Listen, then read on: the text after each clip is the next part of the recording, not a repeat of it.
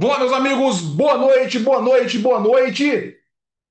Vamos dar início então ao nosso super aulão EAP 2025.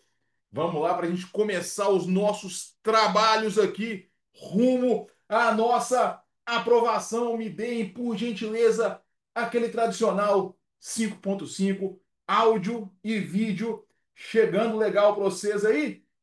Dominado? Todo mundo com a lomba preparada? Aí sim, hein? Meus amigos, então vamos lá. Vamos começar um breve bate-papo aqui para a gente começar o nosso conteúdo.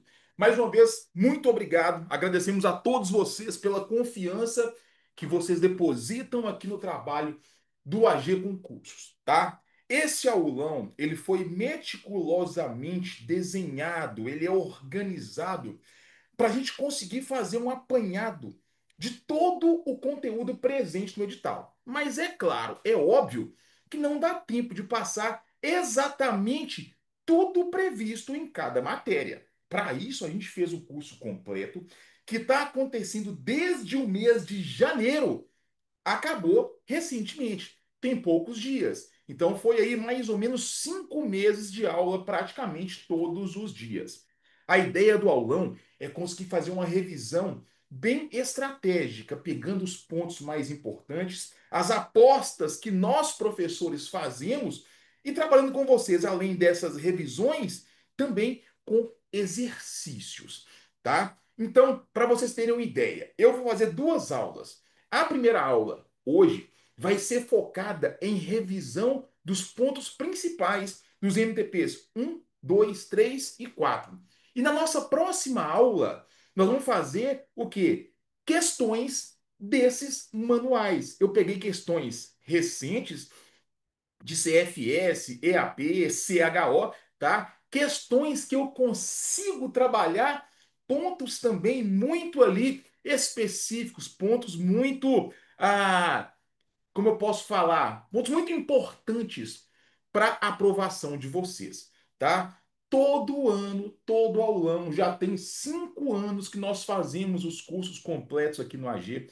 Já estamos no quinto ano que nós fazemos os nossos aulões. E eu sempre falo com vocês. Eu vou entregar, tá gravado. Eu vou entregar para vocês aqui pelo menos 6 ou 7, 6 a 7, talvez 8 questões que vão aparecer na prova. Ah, mas é porque eu sou a mãe de Ná e eu adivinho o que vai cair. Não, não é isso. É porque dentro do MTP1 tem aqueles assuntos que é praxe aparecer. Dentro do MTP3 tem aqueles assuntos que sempre aparecem. E a forma de perguntar é exatamente a mesma. Então eu estou aqui para a gente conseguir caminhar e eu conseguir entregar essas questões para vocês, tá? Então nosso aulão ele tem esse formato mais horizontalizado, né? 2 professores por dia e a gente faz aí 2 semanas. É melhor do que aquele aulão das antigas que eu ministrei muita aula nesse tipo de aulão que era presencial, que começava na sexta ou no sábado, 7 horas da manhã e ia até às 20 horas. Domingo começava de manhã e até às 21 horas. Isso arrebenta. Você acaba o seu dia moído, tá? Então a gente opta por fazer ele mais horizontal, com menos carga horária por dia, de forma que você consiga rever as aulas gravadas e você ainda tenha uma semana após o término do aulão para você fazer a sua revisão. E fechando com chave de ouro, eu vou aplicar para vocês, no nosso último dia, o nosso simulado, que vai ser feito ao vivo aqui com vocês. Quem já participou sabe o quão bacana, o quão interessante que é esse tipo de atividade. É muito, mas muito bom mesmo, tá? Nélio, você não está conseguindo fazer o renomeamento, né? O que que você vai fazer, Nélio? Você vai clicar aí, ó, em participantes. O seu nome, via de regra, é o primeiro, tá? Você clica sobre o seu nome e vai clicar em renomear. É tranquilo, tá? Aos que não se renomearam ainda do padrão que nós determinamos, 3 primeiros dígitos do seu CPF mais o nome, o façam, por favor, sob pena de serem removidos da sala de aula pela equipe de suporte aqui do AG, tá? Então, Vamos lá, todo mundo pronto? Todos firmes? Vamos lá, vamos lá, vamos lá? Então tá, deixa eu começar aqui espelhando a minha tela para vocês. Então temos aqui o nosso MTP1. Não é à toa que esse manual ele sempre aparece em todos os concursos, tá? Mas como eu disse, eu não vou conseguir passar todos os trechos. O MTP1, eu gasto 8 horas aula para falar dele. Nós vamos gastar aqui hoje aproximadamente 35, 40 minutos e eu vou focar nesses pontos estratégicos, nesses pontos ali bem definidos. Então, MTP1, que trata da intervenção policial, do processo de comunicação e do uso da força. O primeiro conceito presente aqui no MTP1 não poderia deixar de ser outro, que é o conceito do preparo mental. Quando eu falo de preparo mental, lembra, é um processo que eu vou pré-visualizar um problema que não aconteceu ainda, mas eu sei que pode acontecer. Então eu estou no meu patrulhamento, eu sei que eu posso me deparar com uma pessoa armada, e sabendo que eu posso me deparar com essa pessoa armada, eu ensaio mentalmente as minhas possibilidades de resposta, tá? E pré-visualizando esses problemas que não aconteceram, ensaiando mentalmente as possibilidades de resposta, eu consigo, eu sou colocado em uma prontidão, em um estado de prontidão que vai garantir para mim uma melhor capacidade de resposta àquele problema. Em outras palavras, eu fico preparado para poder fazer a minha intervenção. Então, esse é o primeiro conceito do primeiro manual. Não é à toa. Beleza? Vamos lá, vamos avançar mais um pouco. Eu posso falar agora dos estados de prontidão. Pessoal, eu tenho que saber alguns detalhes sobre estados de prontidão. Eu tenho que saber o nome desse estado, eu tenho que saber a cor que esse estado representa e eu tenho que também saber algumas palavras-chave desses estados de prontidão. Então, o estado relaxado, representado pela cor branca, aquele estado que o policial ele tá, ó, tocando F em relação ao que está acontecendo ao seu redor. Mas esse tocar o F, ele não acontece 100% das vezes porque o policial quer. Muitas das vezes acontece por safadeza, tá? Porque o policial, ele tem essa percepção errônea no que está acontecendo ao seu redor. Ele crê que ele é o xerifão, que ele domina tudo aquilo em volta dele, tá? Na área que ele trabalha, nada acontece porque ele é brabo. E esse relaxamento causado por essa safadeza vai levar o policial a uma condição despreparada de resposta. Uma outra situação que pode levar o policial ao relaxamento, que vai levá-lo a uma condição despreparada de resposta em um confronto, por exemplo, é o cansaço. Aí não é safadeza. Aí é porque o policial operou continuamente por 10, 12, 15 horas no turno, por exemplo, saindo de um turno de 12 horas, ele pega um flagrante, vai para a delegacia e fica mais 10 horas. Cara, quando ele sair da DP no outro dia, ele não é ninguém. O seu reflexo está prejudicado. Se ele precisar intervir ali nesse deslocamento, voltando da delegacia para o quartel, ele vai ficar enrolado, vai aumentar o seu tempo de resposta, consequentemente, a sua segurança ela está em xeque, sua e da equipe. Tá? Esse é o estado relaxado. Cuidado com essa afirmativa aqui do manual, porque ela tem cara de questão de prova e ela pode te enrolar sim de forma muito tranquila. Cuidado. Se te perguntar assim, escreve para mim VOF aí no bate-papo. Prepara o dedinho aí, ó. O policial militar de serviço pode estar no estado relaxado? Verdadeiro ou falso? O policial militar de serviço pode estar no estado relaxado?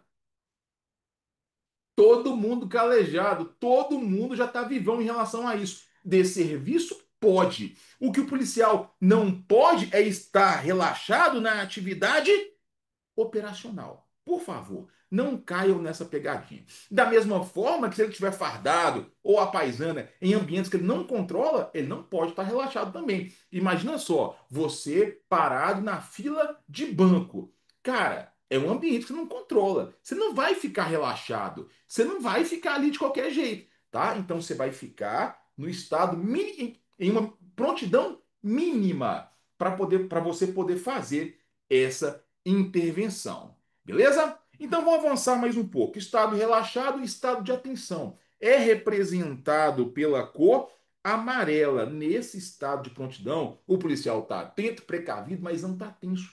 Ele consegue observar tudo que está pegando ao seu redor, as ações, as pessoas, as coisas, tá? Ele consegue perceber tudo que está pegando por essa atenção em 360, essa atenção multidirecional. Estando com essa atenção difusa, ele está preparado para adotar alguma ação de resposta, mas partindo de uma condição de normalidade. Imagina só, o policial no patrulhamento pode operar aqui, ó, 8, 10, 12 horas sem o menor estresse. Ele está observando tudo que está acontecendo. E aqui não há esgotamento por parte do policial.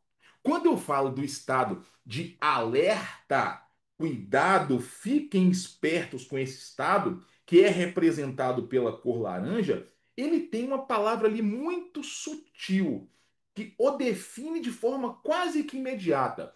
Nesse estado de prontidão, nesse estado de prontidão, o policial detecta um problema. O que seria um problema na sua atividade cotidiana? Pô, você está no patrulhamento, você se depara com um Alfa 5000, tá? Depara com um indivíduo em atitude suspeita.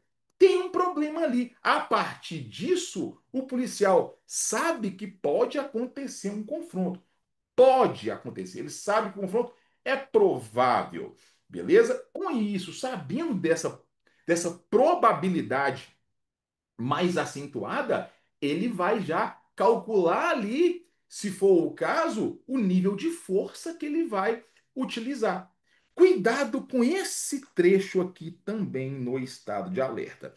Porque se ele for deslocado e colocado em uma outra assertiva falando que é estado de atenção, você pode ser como eu posso falar, você pode ser ali quase que induzido a errar uma questão de graça. Sabe por quê? Porque esse trecho aqui, ele caberia no estado de atenção, mas literalmente, conforme o manual, não vai funcionar, tá? Então fala assim, ó, manter-se no estado de alerta diminui os riscos do policial militar ser surpreendido, propiciando a adoção de ações de resposta conforme a situação exigir. Se eu trocasse, colocasse assim, ó, manter-se no estado de atenção diminui os riscos do policial militar ser surpreendido. Ora, funciona, faz sentido, casa o contexto ali, mas não, tá? Esse texto ele se aplica exclusivamente ao estado de alerta pela literalidade do manual, beleza? Então fiquem vivões, fiquem atentos com isso aqui. Por fim, quando eu falo do estado de alarme, o estado de alarme que se representa pela cor vermelha, eu sei que agora o risco é real.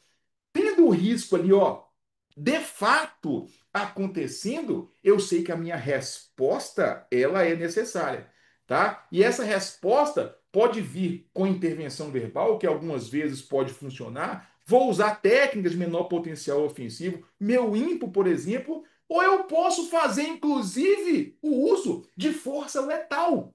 É ou não é? Força letal, não é? Não é? Hã? Hã? Falso! Eu faço o uso de força potencialmente letal, porque eu não queria alcançar aquele resultado morte. O que eu queria fazer, o que eu tinha como propósito era cessar aquela injusta agressão. Porém, se resultado morte vier, paciência não era o que eu buscava, não era o que eu queria. Então nós usamos a terminologia força potencialmente letal, tá? Então essas são as palavras-chave, os pontos mais importantes para você buscar na prova. E aparece desse jeito. Estado de pânico que é representado pela cor preta, eu sempre brinco que ele tem muito a ver, ele é muito parecido com outro estado de prontidão. Pode parecer paradoxal, mas parece. Qual que é mesmo? com estado relaxado. Pô, mas como que o estado de pânico parece com o estado relaxado?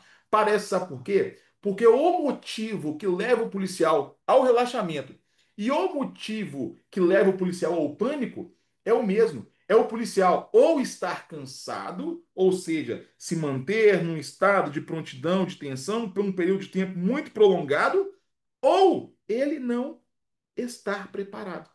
Só que o ponto-chave que difere aqui pânico de relaxamento, qual que é mesmo? Porque aqui o policial detecta se depara com ameaça. Esse é o ponto ali crucial que vai diferenciar um do outro. Esse é o estado de pânico, tá? Quando o policial entra no estado de pânico, a sua percepção sobre o cenário, ela é prejudicada. As suas respostas, elas são prejudicadas, podendo acontecer muito além policial efetuando ali vários disparos, quando não havia mais necessidade, ou ela pode ser, inclusive, muito aquém, o policial travando aquele famoso bloqueio. Tá? Então, superamos estados de prontidão. Fica esperto que eu vou passar um bizu daqui a pouco de você fazer conexão de estados de prontidão com níveis de intervenção, com nível de risco. Falei disso no curso completo e vou falar de novo aqui em forma de bizu para vocês. Metodologia da avaliação de riscos com o nosso mnemônico famoso IAKA.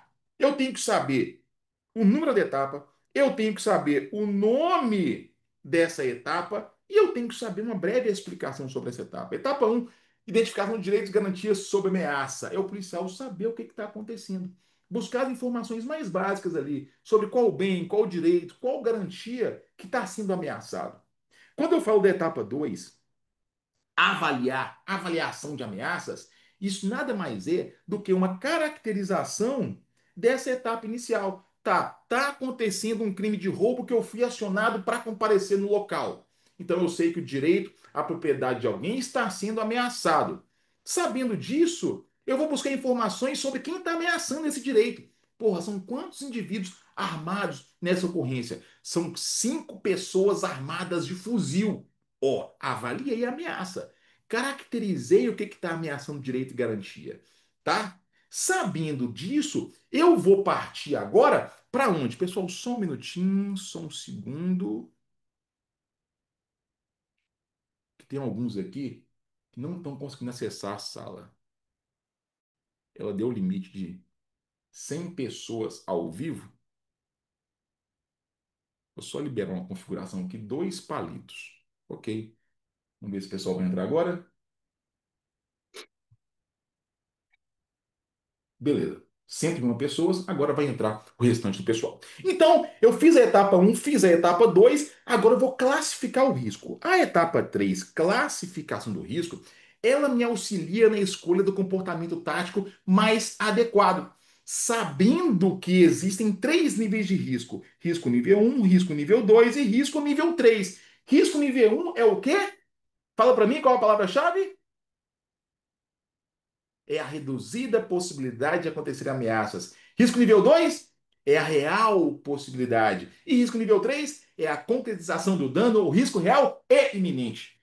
Ok, sabendo que eu estou indo para uma ocorrência de roubo com 5 indivíduos armados de fuzil que já efetuaram disparos, eu não posso classificar essa intervenção minha com risco diferente do risco nível 3, concretização do dano ou risco real e iminente. Beleza? Sabendo desse nível de risco, eu parto para a etapa 4, análise de vulnerabilidades, em que eu vou perceber, eu faço uma leitura se eu dou conta de responder esse problema. Porra, eu e meu motorista, nós dois, uma carabina 556, nós dois com pistola, para 5 indivíduos armados com fuzil, eu não tenho como fazer frente a isso. Ó, vou caçar coberta e abrigo, Copom, prioridade. Manda reforço, porque eu não sou videogame, Copom.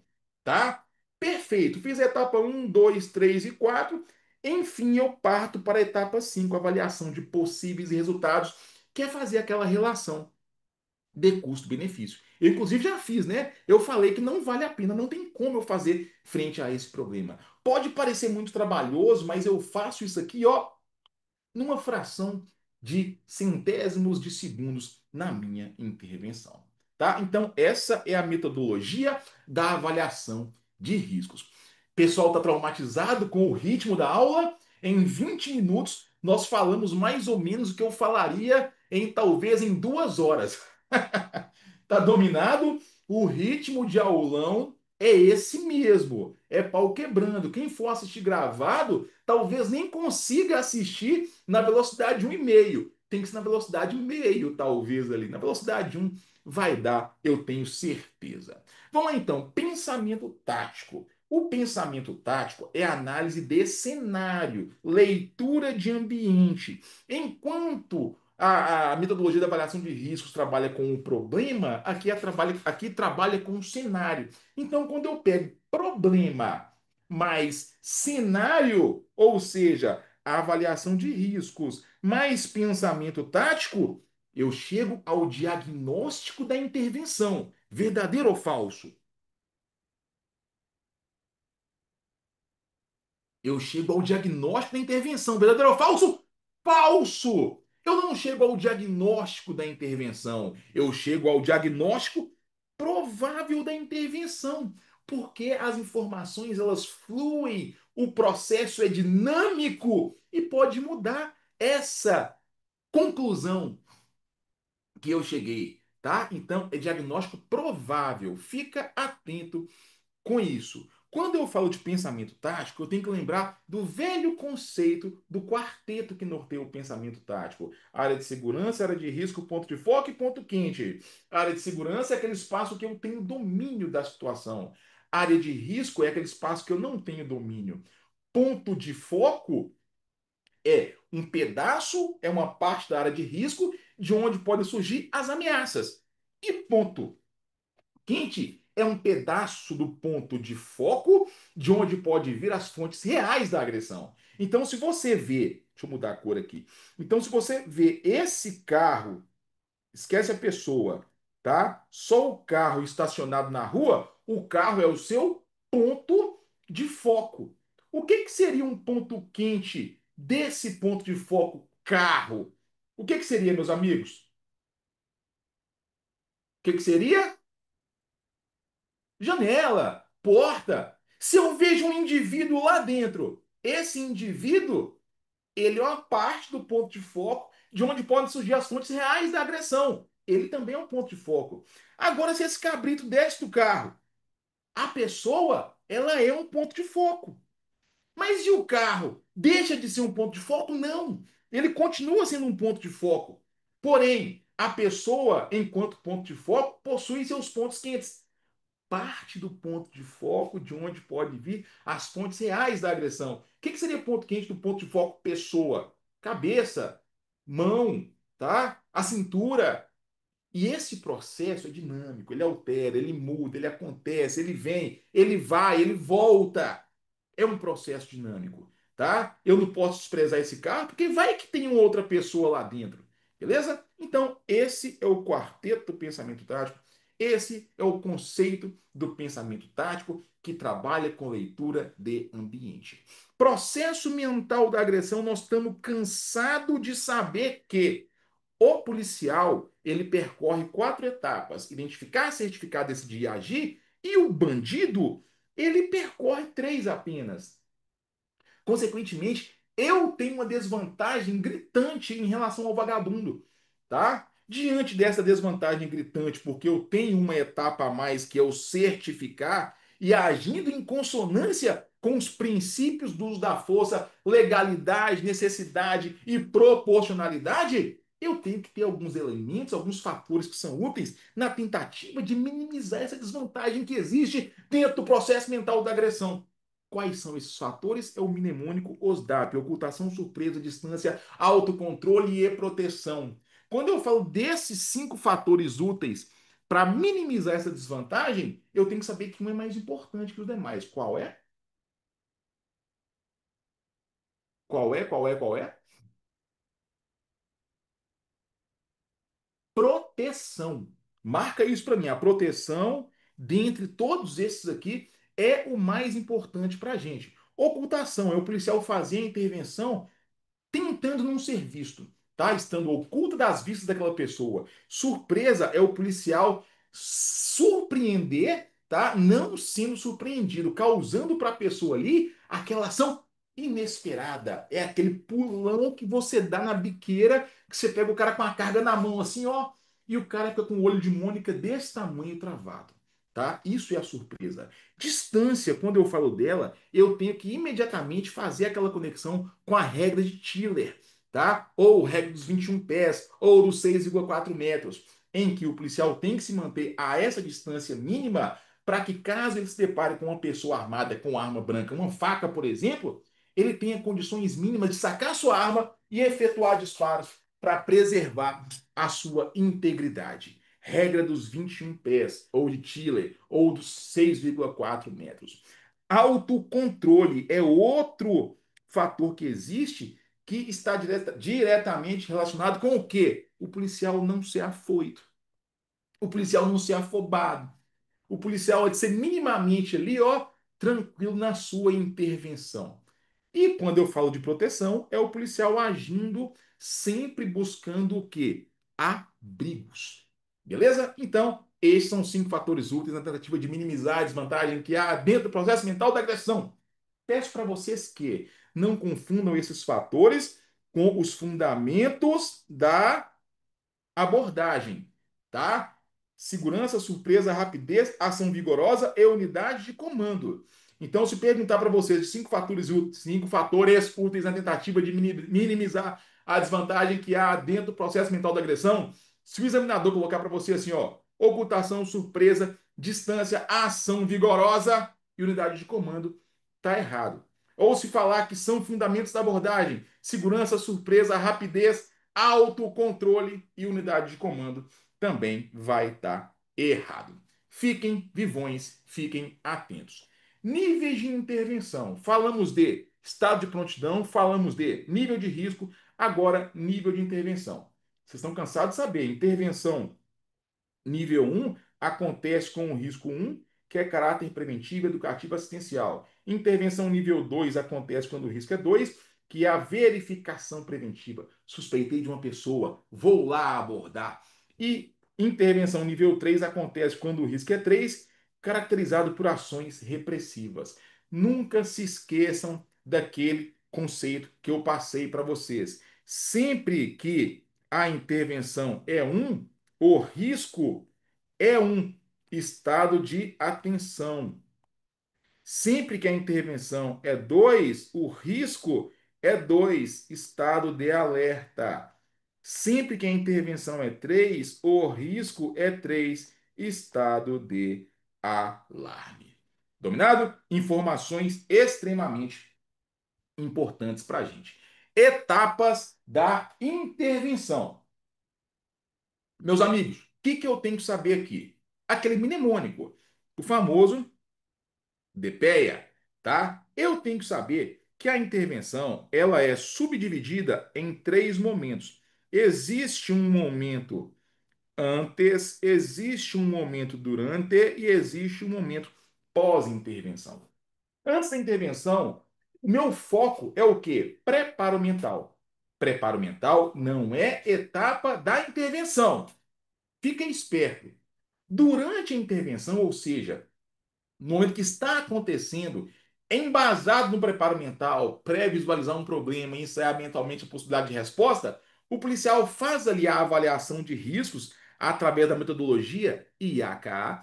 Ele faz consequentemente ali, concomitantemente, o pensamento tático, leitura de ambiente, consequentemente ele chega ao diagnóstico. Cuidado! Lá atrás, no pensamento tático, falou diagnóstico provável da intervenção. Aqui nas etapas da intervenção, no DPEA, não coloca provável. Só fala diagnóstico. Ponto final. Tá? Então, diagnóstico é a primeira etapa da intervenção. Ou seja, com a conclusão do que está acontecendo, diagnostiquei, eu vou fazer um plano. Esse plano de ação é a segunda etapa. Com esse plano em mão, sabendo o que eu vou fazer, eu vou colocar ele para funcionar, vou colocar ele para rodar, vou executar. Essa é a terceira etapa da intervenção. Depois que fiz a intervenção, vou me perguntar, e aí, resolveu? Se não resolveu, eu tenho que voltar ao diagnóstico. Nova avaliação de riscos, novo pensamento tático, novo diagnóstico, novo plano de ação para executar. Até o momento que eu me perguntar, e aí, solucionou? Resolveu? Quando soluciona, automaticamente você parte para a etapa pós-intervenção e você faz a quarta etapa da intervenção, que é a avaliação. Então, cuidado para não te falar na prova que preparo mental é a primeira etapa. Cuidado para não te falar na prova que a avaliação de riscos é uma etapa da intervenção, que pensamento tático é uma etapa da intervenção. Não é. Primeira etapa, diagnóstico, tá? Então, as etapas da intervenção acontecem durante a intervenção. E a última etapa da intervenção acontece após a intervenção. Beleza? Informações muito úteis. É uma questão clássica, clássica, clássica de prova essa aqui. Vamos lá. Posições de uso de arma de fogo dentro de uma correlação com o nível de risco. Meus amigos, fiquem atentos, porque no curso completo eu gastei mais ou menos 20 minutos para explicar isso aqui. Então, demanda uma atenção especial aqui. Quer ver? Deixa eu fazer um breve esquema aqui para vocês, para facilitar ao máximo a vida de todos. Quer ver? Cadê?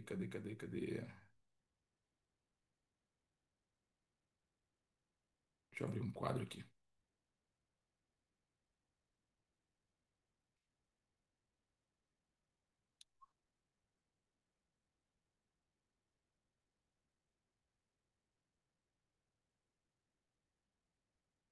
Meu quadro sumiu, pô.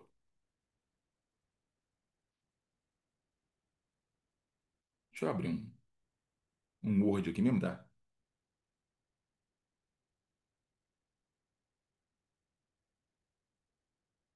Documento Word, dá?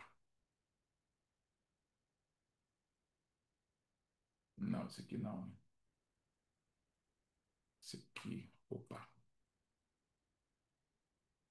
esse documento aqui. Aqui vai dar para passar para vocês. Bizu, para você não perder questão que se refere a esse quadro aqui. Então você vai lembrar aqui, existe uma correlação muito clara para a gente entre a posição de uso da arma de fogo, posição de uso da arma, com o nível de risco. Então, existem quatro posições de uso da arma de fogo: posição um, 2, 3 e 4. E existem três níveis de risco: risco um, risco 2 e risco 3. Então, o que que você vai lembrar? Sempre que a arma for localizada, posição um, eu vou usar em situações que envolvam o risco um ou o risco 2. Sempre para a arma em guarda baixa, posição 2, eu vou usar quando o risco for nível 2. Sempre para intervenções que eu uso a arma em guarda alta, é para situações em que o risco seja nível 3, nível 2, A ou nível 3. E sempre que eu me refiro à posição 4, arma em pronta resposta, o risco envolvido naquela intervenção é o risco nível 3. Então, posição um, risco um ou 2. Posição 2, risco 2. Posição 3, risco 2 ou 3. Posição 4, risco 3. Salvem esse bizu que ele vai ajudá-los muito na hora da prova. Qualquer questão que te pedir correlação, nível de risco, posição de arma de fogo, você vai fazer esse desenho aqui para mim. Uso diferenciado da força, modelo do uso diferenciado da força. Deixa eu voltar aqui. Beleza. Eu tenho que lembrar, dentro desse modelo, que existem duas colunas. Uma coluna que fala para mim sobre o comportamento do abordado e, consequentemente, uma coluna que traz para mim a reação do policial frente a esse comportamento. Ou seja, se o abordado é cooperativo, eu posso me colocar com a simples presença ou verbalização, as chamadas técnicas de nível primário. Sempre que o indivíduo for um resistente passivo, não vou descer do carro. Não, põe a mão na cabeça. Não vou colocar as mãos na cabeça. O que para mim é um grave indicativo de ameaça. Ou quando ele for um resistente ativo, mas que não exprima uma agressão letal, eu vou usar qualquer uma dessas quatro técnicas: controle de contato, controle físico, controle com ímpo ou o uso dissuasivo da arma de fogo. Essas quatro técnicas são chamadas de técnicas de nível secundário. E sempre que o indivíduo for um resistente ativo com a agressão letal, eu posso me apresentar com duas possibilidades: o golpe de defesa pessoal em região vital ou o disparo de arma de fogo, tá? Ambos aí com a força potencialmente letal, que são as técnicas de nível terciário. Pode perguntar simplesmente isso, tá? O controle de contato é o quê? Nível primário, secundário ou terciário? O disparo de arma de fogo é o quê? Nível primário, secundário ou terciário? Somente isso pode aparecer para você na prova, tá? Então, fiquem vivões. Chegando no finalmente aqui do nosso MTP1. O manual fala para você assim, ó, policial, cuidado para você não banalizar o uso da arma em pronta resposta, na posição 4. Mas não fala que é proibida a utilização da arma de fogo nessa posição, tá? Você pode usar quando você quiser, desde que não seja banalizado, ou seja, você deve evitar iniciar. Mas se for necessário, não há nenhum problema na sua utilização. E existem alguns procedimentos específicos, especiais, para eu poder fazer uso da minha arma de fogo. Primeiro, controle de distúrbio civil. Inclusive, há no pelotão de choque uma pessoa com essa função específica, tá? Ou segurança. Pessoas em fuga. A regra geral também é não disparar. Porém, se essa pessoa, durante uma fuga com um veículo, tá? Ela deliberadamente passe a atropelar pessoas ou está fugindo com arma de fogo e atirando em outras pessoas, eu faço disparo. A regra é não, mas na exceção eu faço sem nenhum problema. Disparo com munição de menor potencial ofensivo. Eu tenho que basicamente observar todas as orientações para a utilização desse recurso. Disparo tático, o chamado fogo-movimento para garantir vantagem tática, disparo para romper fechadura, tá? Para reduzir luminosidade, enfim, eu posso fazer normalmente. Só basta que o policial que vá fazer esse disparo seja um policial capacitado, que ele tenha treinamento para isso. Disparo de dentro da viatura ou contra veículos em fuga. Quem já fez disparo de dentro da viatura sabe o problema que existe, a dificuldade que há nesse tipo de intervenção. Então a regra é não. Se for necessário, ok. Veículos em fuga, da mesma forma. Eu tenho que avaliar muito bem a situação de fazer um disparo de arma de fogo nesse cenário. E disparo contra animais em que traz para a gente duas possibilidades bem específicas, que o primeiro caso é o disparo contra um animal feroz. Um cão que te ataca, por exemplo, naquela ocorrência, aquele pitbull raivoso, tá? Você faz o disparo para preservar a sua integridade. E o outro cenário é o animal que está agonizando. Você vai abreviar o sofrimento daquele animal quando não há possibilidade de atendimento veterinário para esse animal, tá? Então são as circunstâncias específicas para disparo.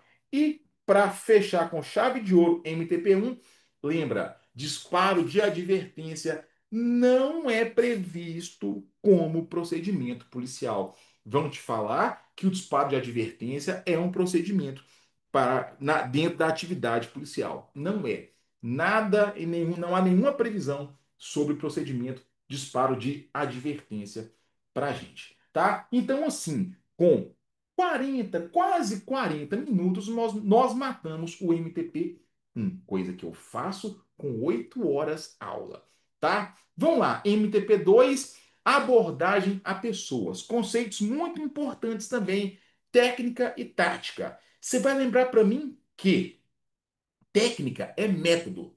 Procedimento é o chamado de como fazer.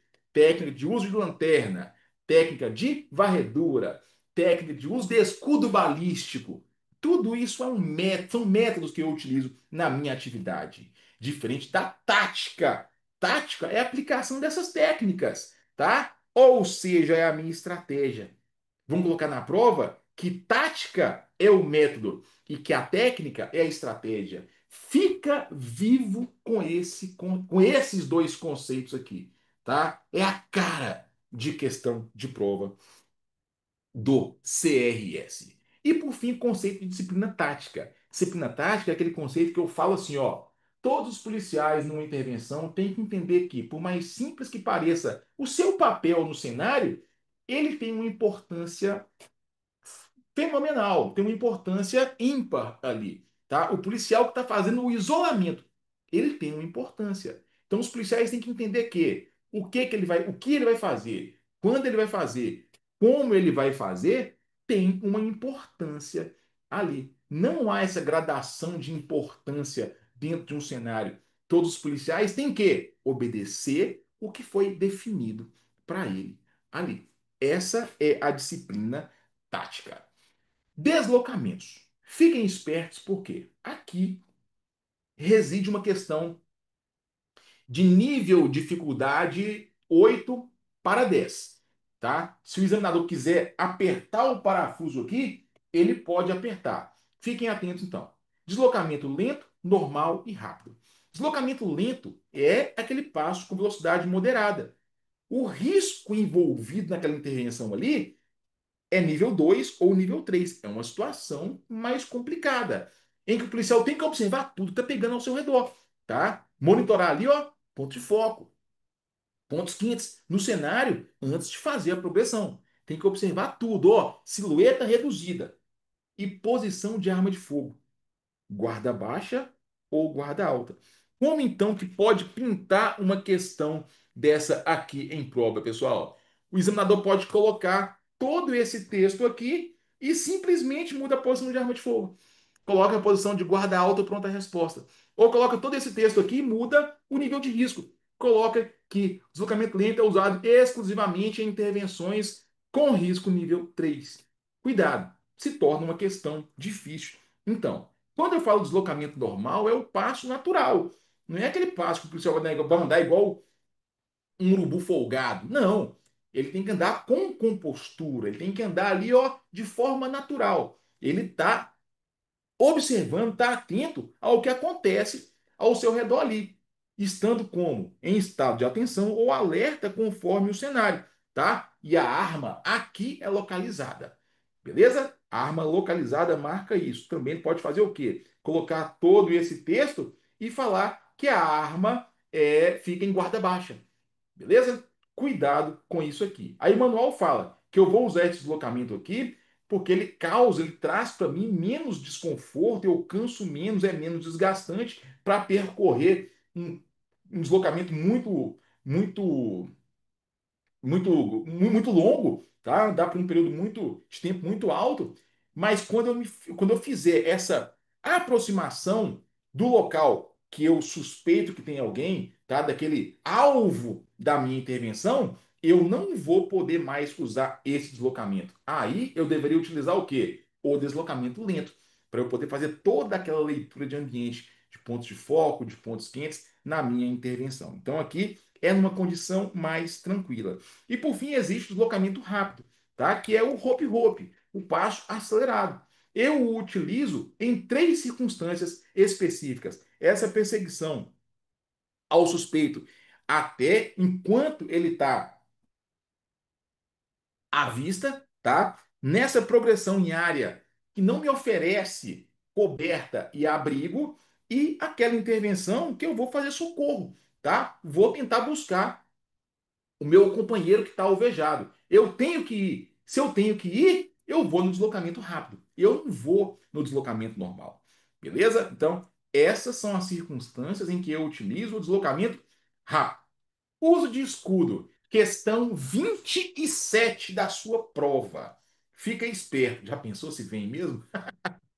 Então, vai aparecer uma questão sobre isso aqui te perguntando sobre o escudo. Você vai lembrar para mim, o escudo, ele é uma técnica, tá? O uso de escudo é uma técnica. Ela é empregada para garantir segurança para quem o conduz. Então, basicamente, quem o conduz que vai ser protegido.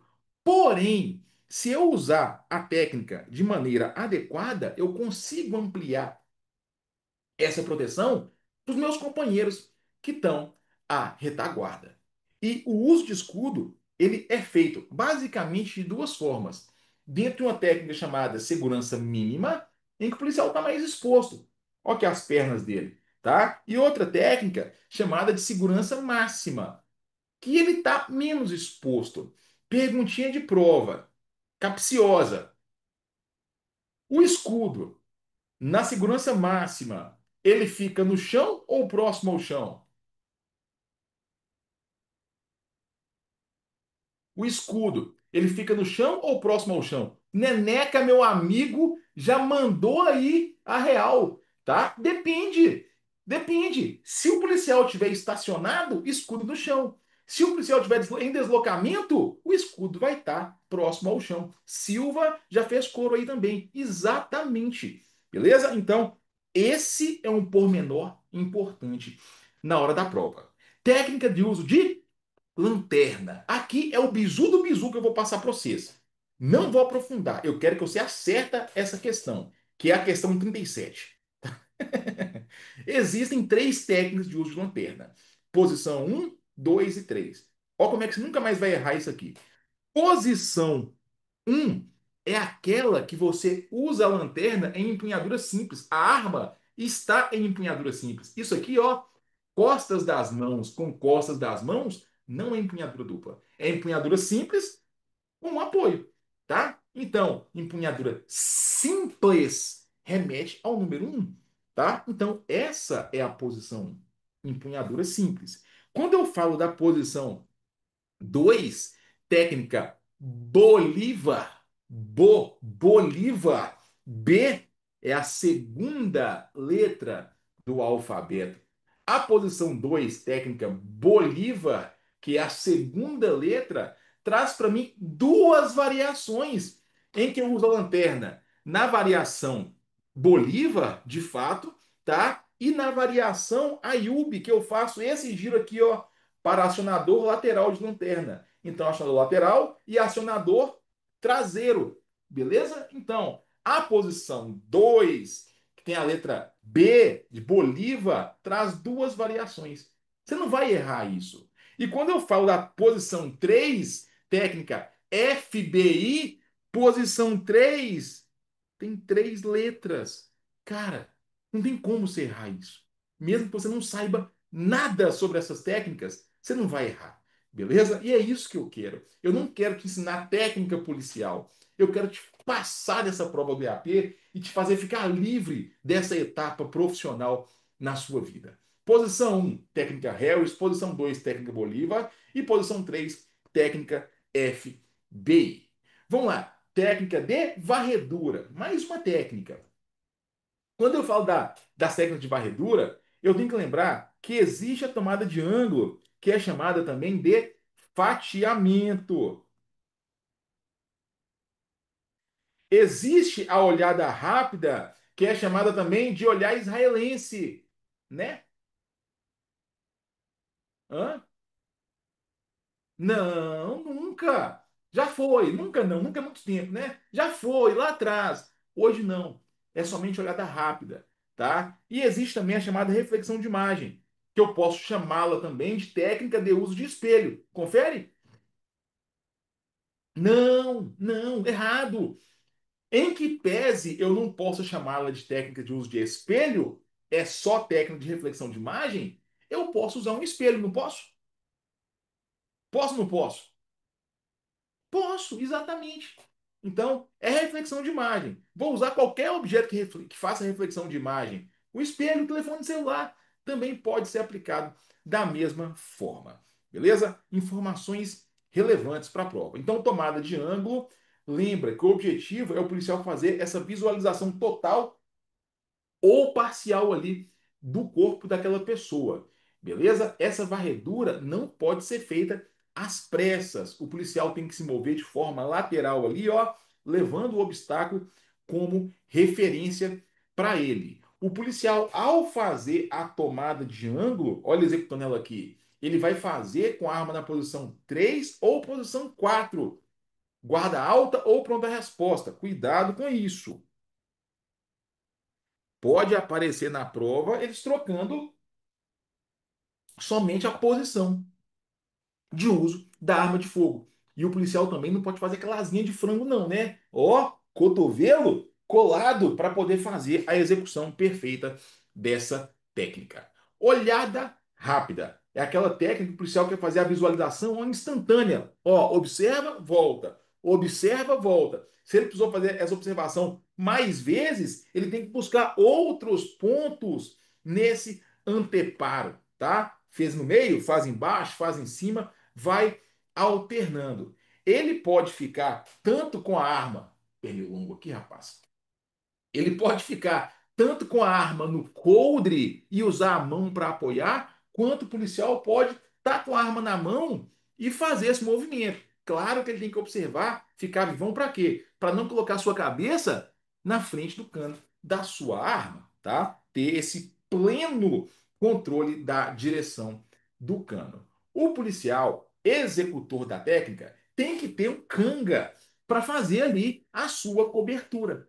Esse canga tem que estar na posição 2, posição de guarda baixa. Então marca isso para mim, esse parágrafo aqui, ó, para eles não colocarem esse conceito aqui e falar que esse policial tem que estar em uma condição de pronta resposta, de pronto emprego, tem que estar com a arma então na posição de pronta resposta, de guarda alta. Cuidado.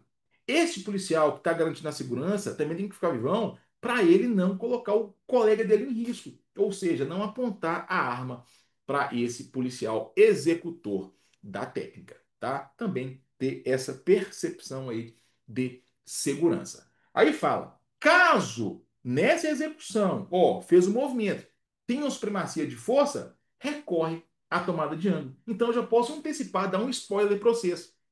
Deixa eu voltar aqui, ó. Dentre essas três técnicas, qual delas que garante maior segurança policial?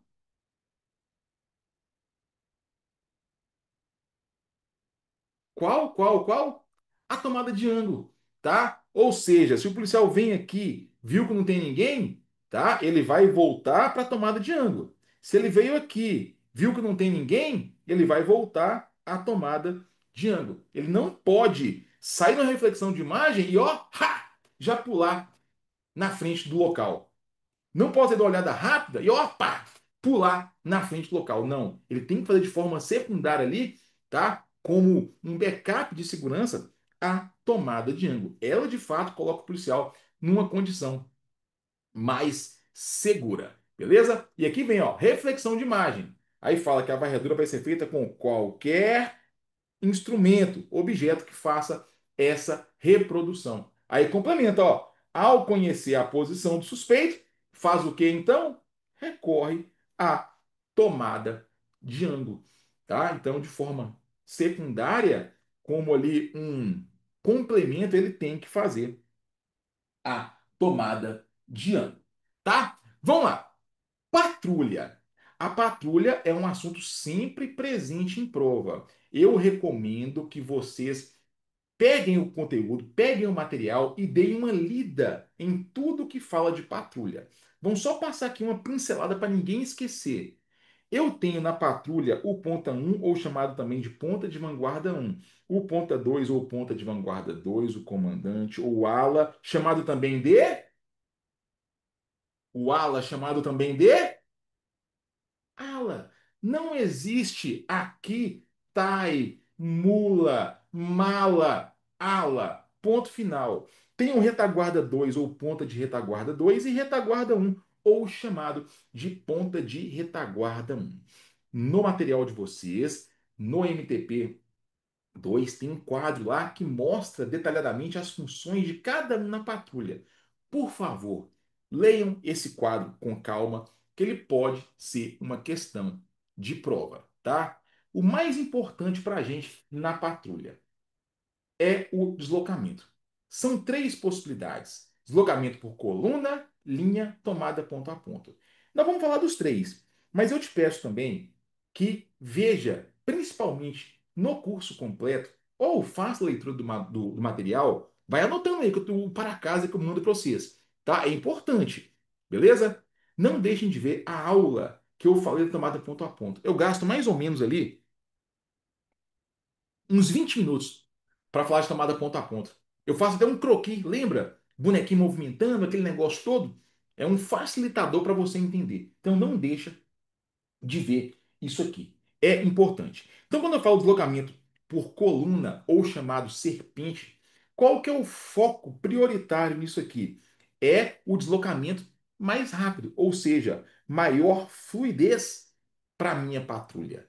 Quando eu falo deslocamento por coluna ou chamado serpente, posição de arma de fogo é importante para a gente, ou seja, posição 2 ou posição 3, tá? Aqui o foco desse deslocamento não é ter mais policiais em condição de disparo. Não é isso. O foco aqui é celeridade. O foco ter mais policiais em condição de disparo, ele reside aqui, tá? No deslocamento em linha, em que os policiais ficam ó, um do lado do outro, ó, montam uma linha mesmo. Ou seja, eu disperso o foco do agressor. Ele não sabe para onde que ele olha. Tem tanta gente uma do lado da outra que ele fica perdido.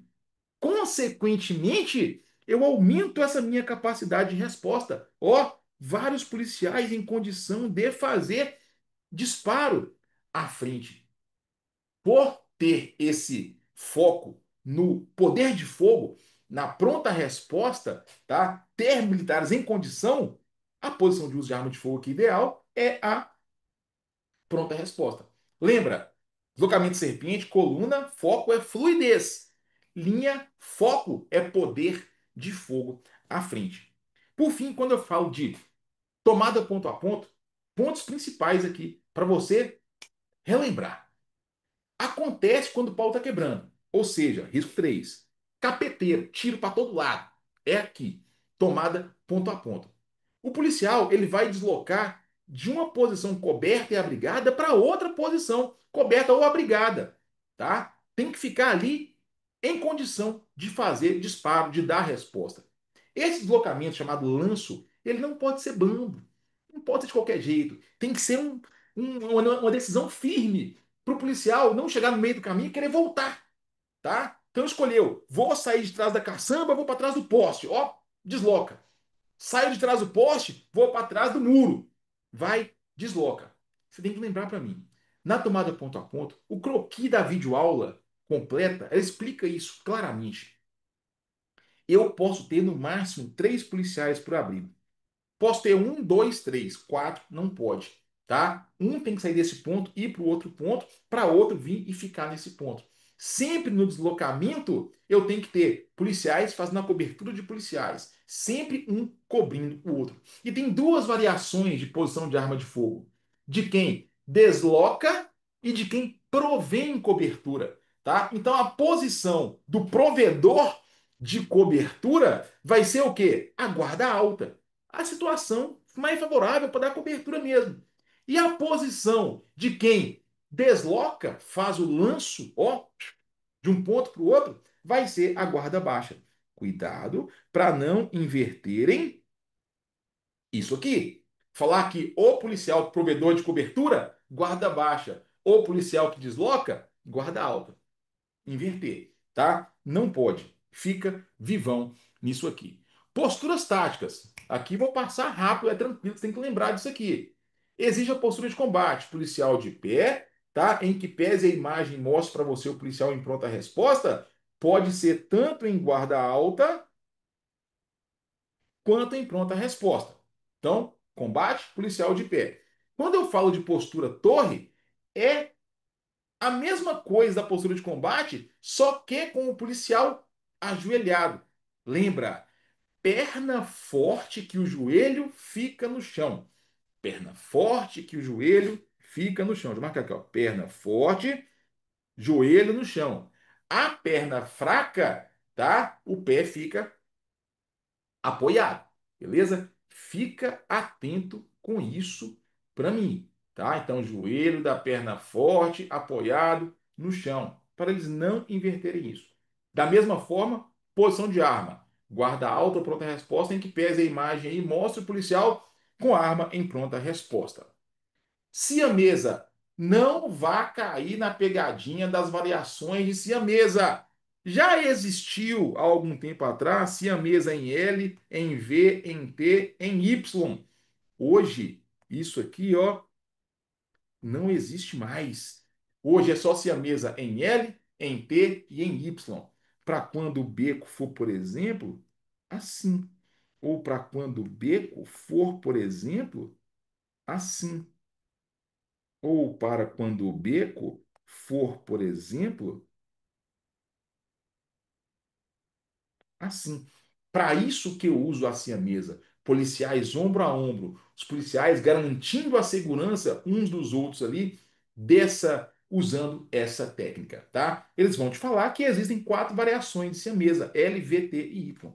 E eu falei que a siamesa em V não existe mais. Já existiu. E a postura high-low, que é a junção da postura de combate e da postura torre. Tem que haver ali uma concatenação de pensamento ali, policial muito entrosado, para que um policial ali não coloque o outro em risco, principalmente na hora de levantar, né? Então, o policial que está ajoelhado, na hora de levantar, observar ali a direção do cano da arma do policial que está na posição high, para não se colocar em risco de forma desnecessária.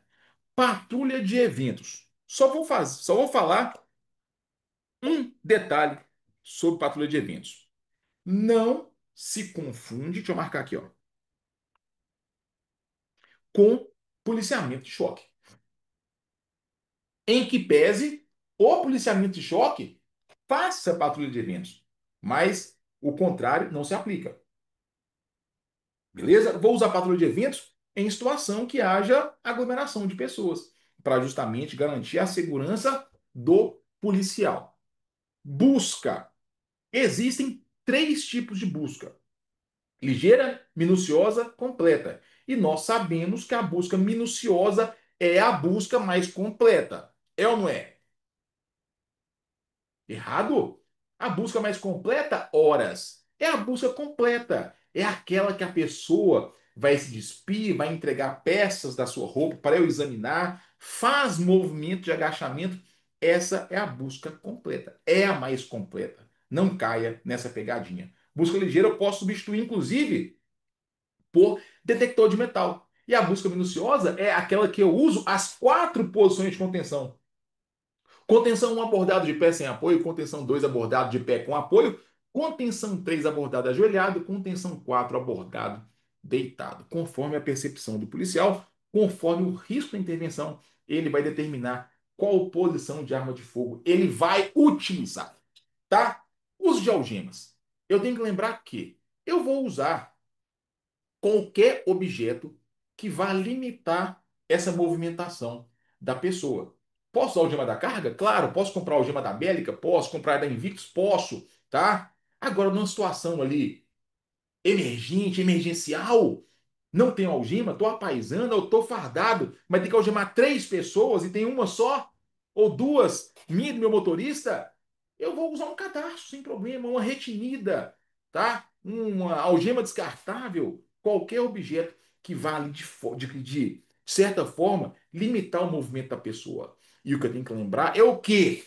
Que a algema não impede fuga. A algema dificulta a vida da pessoa, mas não impede fuga. Todo mundo já ouviu uma história que qualquer que seja aí de um preso que fugiu algemado, tá? Cuidado. Vai te falar na prova que a algema impede fuga. Para finalizar, ocorrências que envolvam autoridades, tá? Tá organizado aqui não da forma que está no manual. Eu pus de uma forma mais fácil para você entender. Então tem as autoridades que têm muitas prerrogativas. Quando eu falo do presidente e do governador, a prerrogativa é a mesma. Eles têm a mesma prerrogativa. Qual é? Só pode ser preso quando? Quando tiver sentença condenatória, tá? Me deparei com um presidente cometendo um crime inafiançável. Não prende, registra a ocorrência e encaminha para a Polícia Federal, seja presidente ou governador, tá? Que vai ser adotada das medidas competentes, tá? Dos órgãos competentes. Mas Polícia Militar não faz prisão de presidente e governador. Fica esperto com o diplomata, que é aquela pessoa que representa os interesses do Estado, beleza? Diferente do cônsul, que representa os interesses das pessoas, tá? Diplomata, ele é inviolável. Não vai ser preso em hipótese alguma. Qualquer tipo de crime que eu me deparo com o diplomata cometendo, tá?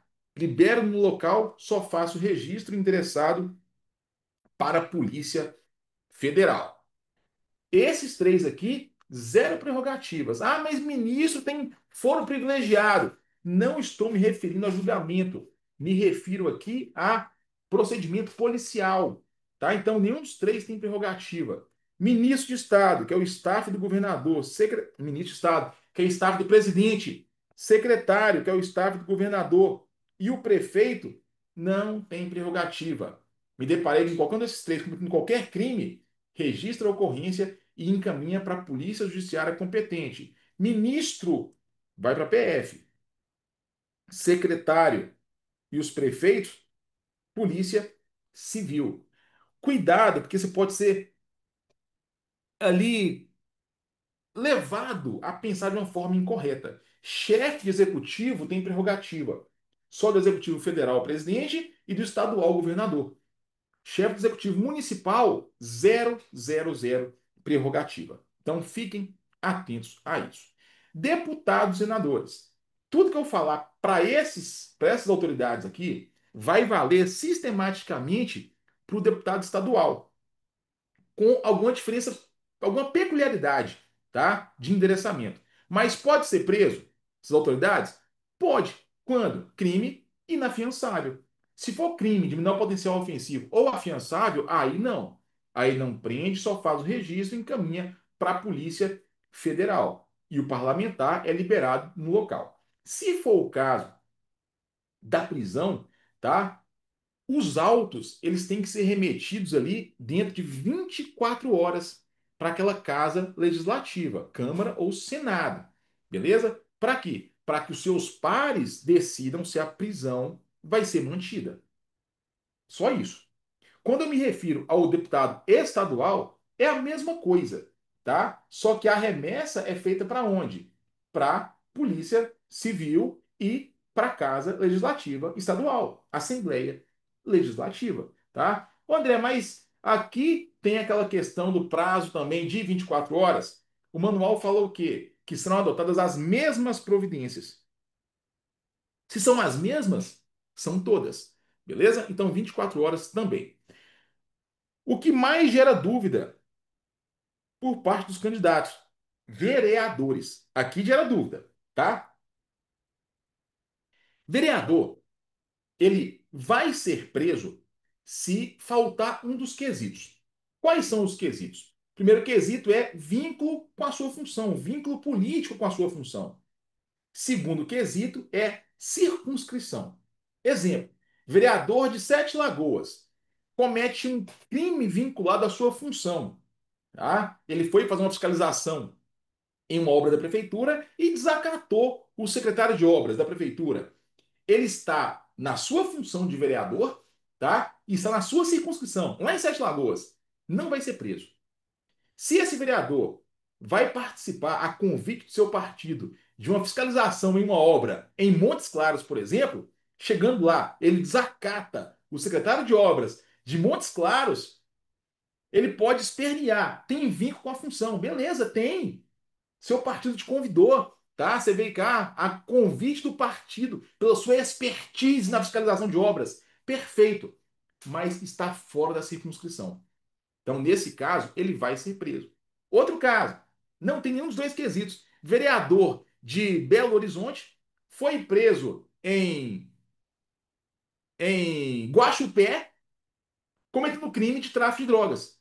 Então, ele está fora da sua função, fora da sua circunscrição e não há nenhum vínculo com a sua função. Então, se faltou um dos dois quesitos, ou faltou os dois quesitos, ele vai ser preso. Para ele não ser preso, tem que reunir os dois quesitos: vínculo funcional, tá? E estar na sua circunscrição. Vereador é o mais chato e ele vai aparecer na questão 49 da sua prova. Sua penúltima questão. Fica esperto. Desembargador, juiz, seja estadual, seja federal. Promotor, procurador, seja federal, seja estadual. Para todas essas autoridades aqui, nós vamos usar o mesmo raciocínio. Primeira coisa, eles podem ser presos? Podem. Dois cenários. Primeiro, saiu mandado de prisão para eles. Saiu o Mike Papa. Vai ser preso. Ordem escrita. Tá? Então, ele vai ser preso. Peraí, não escreve na minha tela não. Tem alguém escrevendo aí. Segura! Tá? Vai ser preso, saiu mandado de prisão. Outra é cometer crime inafiançável. Aí vai ser preso. Beleza? Se cometer o crime afiançável, crime de menor potencial ofensivo, não vai ser preso. E a cereja do bolo, se você prender procurador, promotor, juiz, desembargador, de qualquer nível, tá? Ele não pisa em delegacia. Você não leva ele para a Polícia Civil, para a Polícia Federal. Ele é entregue ao órgão que ele está vinculado. Procuradoria-Geral da República, Procuradoria-Geral do Estado, o Tribunal de Justiça de Minas Gerais, o Tribunal Regional Federal, pro órgão, para o tribunal que ele está vinculado. Beleza? Então, fiquem atentos com isso aí. Dessa forma, então, encerramos o nosso MTP2. Vamos partir agora para o MTP3. MTP2 eu gasto 10 horas para falar e a gente fez aqui um, um apanhado que em 40 minutos a gente conseguiu ver os pontos principais que são alvo de cobrança em prova. Blitz policial.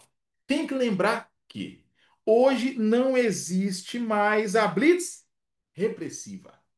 Não existe blitz repressiva. Hoje só existe blitz educativa e blitz preventiva. Só. Ponto final. Educativa, orientação, conscientização. Preventiva, fazer verificação, tá? Vou verificar documentos de porte obrigatório, vou verificar condições do veículo, vou fazer uma blitz do PLG buscando droga, buscando arma, indivíduos foragidos. Enfim, esses são os dois tipos de blitz existentes. Mas não é porque não exista blitz repressiva que eu não possa adotar ações de repressão. Adoto, sem nenhum problema, tá? Mas a classificação dela é preventiva ou é educativa. Vamos lá, os tipos de blitz não guardam relação com as categorias. Nós sabemos que existem três categorias de blitz. A blitz categoria um, quanto ao porte chamada de pequena, possui quantos policiais?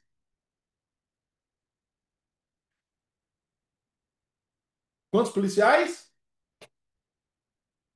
Dois ou três. Blitz categoria 2, quanto ao porte chamada de média, 4 a 6. E Blitz categoria 3, quanto ao porte grande, 7 policiais ou mais. E para todas essas Blitz, qual que é o mínimo de viatura mesmo? Duas, né? No mínimo uma viatura, seja duas rodas ou quatro rodas. Aí fala: é importante ressaltar que, ao constatar uma infração, o policial deverá adotar medidas repressivas que a situação exigir. Ou seja, mesmo não existindo a blitz repressiva, eu adoto medida de repressão. Fica esperto com isso. O objetivo que eu planejei minha blitz, blitz educativa, ele pode mudar, tá? A categoria, ela pode mudar, desde que eu receba ali, ó, reforço logístico, reforço de pessoal, tá? Aí essa blitz pode ser recategorizada. Ela pode ter o seu objetivo também alterado. Então, esse quadro aqui nós acabamos de falar ele também. Pontos-chave do MTP3. Esses aqui eu aposto que vai cair. Esses próximos 6 ou 7 itens aqui. Olha só. Durante as operações Blitz, antes da abordagem, o policial deve estar no estado de atenção. Ou seja, situação de normalidade. Ele está na blitz, atento, precavido, mas não tenso, tá? Não abordou ninguém. Estado de atenção. Não há problema ainda. Quando o policial detecta um problema e resolve abordar um carro, aí mudou. Na hora da abordagem, no momento da abordagem, o policial tem que estar no estado de alerta. Laranja. Aqui foi falado já, né? A questão de ações de repressão. Da mesma forma, conforme for o cenário, se você adotar essas medidas de caráter repressivo, você vai também recategorizar a sua prontidão, tá? Você pode chegar no estado de alarme, conforme o risco que você identificou. Fala assim, ó, faça leitura de ambiente. Ou seja, sempre na hora da blitz, você tem que buscar o quê? Locais de abrigo.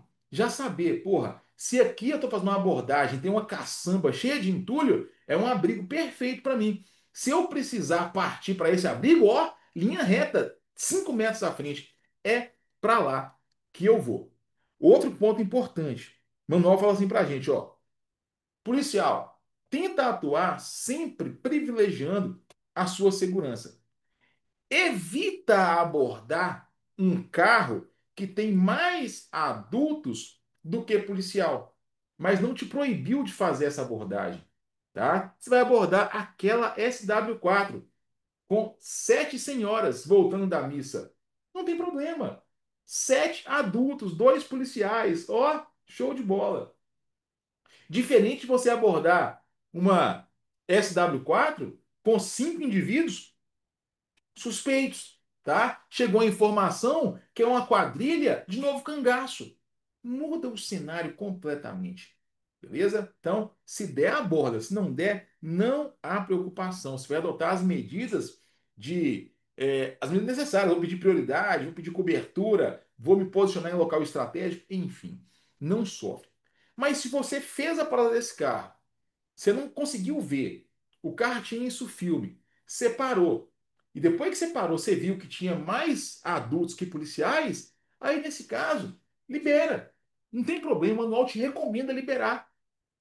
E aí, adota outros procedimentos táticos adequados, conforme a situação. Isso não é mochibada. Isso é profissionalismo por parte do policial.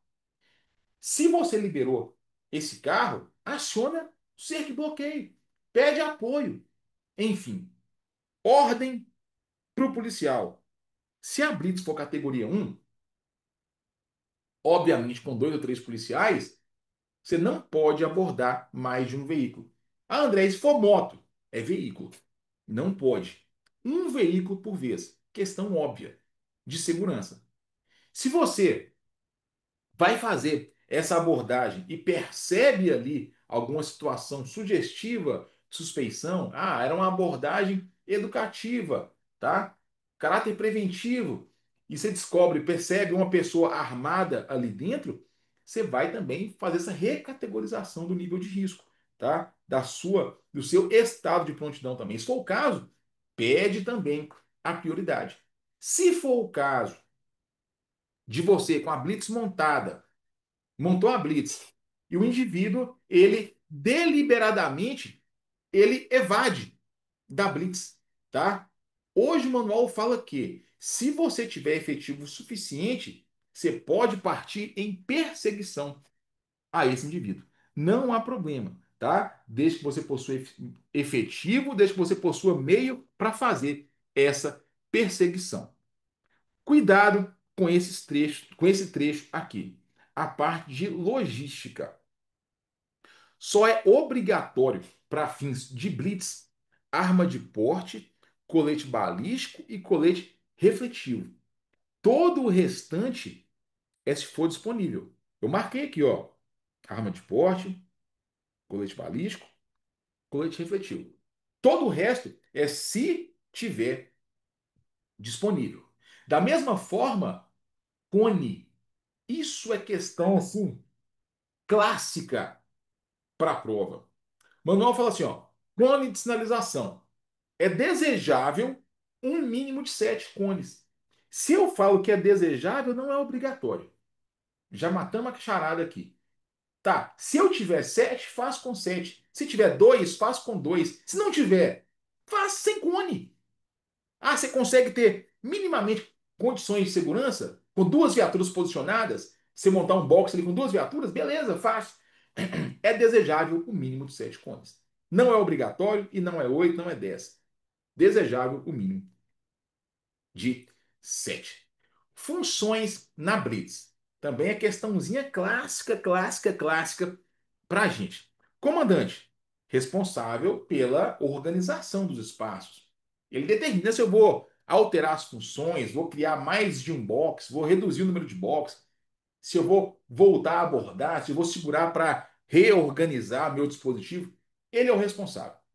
Selecionador é o cara que põe o carro para dentro, mas não é o cara que põe o carro para fora. Quem põe o carro para fora, quem é mesmo? É o policial vistoriador. Pode até ser o mesmo policial, soldado Antunes. Ele atua como selecionador, fechou o cone, passa a ser vistoriador. Soldado Antunes coloca o veículo para fora após a abordagem, atuando como vistoriador. Colocou o carro para fora, abriu o cone de novo para recomeçar a escolher veículos, ele está atuando como selecionador. Então, quem põe o carro para dentro, selecionador. Quem põe o carro para fora, vistoriador. Revistador é o cara que faz as buscas, seja veicular, seja pessoal. Relator vai adotar as providências de praxe, tá? Fazer BO, AIT. E o segurança é aquele cara que não tem a posição fixa no dispositivo. Sempre busca o melhor ponto, tá? E ele mantém ainda a escuta ininterrupta à rede rádio. E eu tenho aqui uma variação da função de selecionador, que é o selecionador avançado. É o cara que fica, ó, adiantado em relação ao dispositivo, de olho no que é app, por exemplo, tá? Buscando informações ali no córtex de carro que está passando. Ó, um carro com queixa-furto aí. É um Vectra branco. Já passa a característica toda para o selecionador para conseguir colocar esse carro para dentro. Então, as funções muito tranquilas, mas podem aparecer em prova para a gente. Sinalização, da mesma forma. Isso aqui é chapinha, tá? Conceito básico, mas pode aparecer. Vamos relembrar. Um silvo breve, siga. Dois silvos breves, pare, tá? E normalmente faça os dois silvos breves após um silvo longo, que é o diminuir a marcha. Não tem como a gente errar isso, não, tá? É só para lembrar mesmo. Motoca, abordagem à motocicleta. Também tem que ficar esperto que muitas vezes isso aqui já apareceu em prova e basicamente te pergunto nas mesmas coisas, tá? Aquelas coisas assim, bem básicas. Moto é comumente usada na prática criminosa. Tem algumas vantagens pro motociclista: o capacete, facilidade de empreender fuga, pular obstáculo, enfim, não é novidade para a gente. Quando eu abordo moto, eu tenho que me posicionar nessa abordagem. Eu faço a triangulação mesmo. Enquanto aqui, ó, de vermelho eu tenho a moto, eu tenho aqui do lado esquerdo, ó, aqui de verde, o policial revistador, vistoriador. E o segurança, aqui, ó, de rosa, fica do lado direito. Ou seja, aqui eu consigo fazer a triangulação. É a questão clássica. Vão te falar que o segurança fica do lado esquerdo. Vão te falar que o vistoriador, revistador, fica do lado direito. Essa é a questão clássica sobre motocicleta, tá? Quando eu vou fazer a abordagem ao motociclista, eu vou mandar que ele desligue a moto, tá? E vou determinar que o condutor, que o passageiro, se tiver, ele desembarque primeiro. Questão óbvia. Mas o ponto elementar aqui é o capacete. Esse capacete não sai da cabeça. Nos MTPs, antes da revisão de 2020, havia a possibilidade de tirar o capacete e pôr no guidão. Hoje é martelo batido. Seja para o 3, MTP 3 ou para o 4, capacete é na cabeça, tá? Desembarcou da moto, mãos no capacete.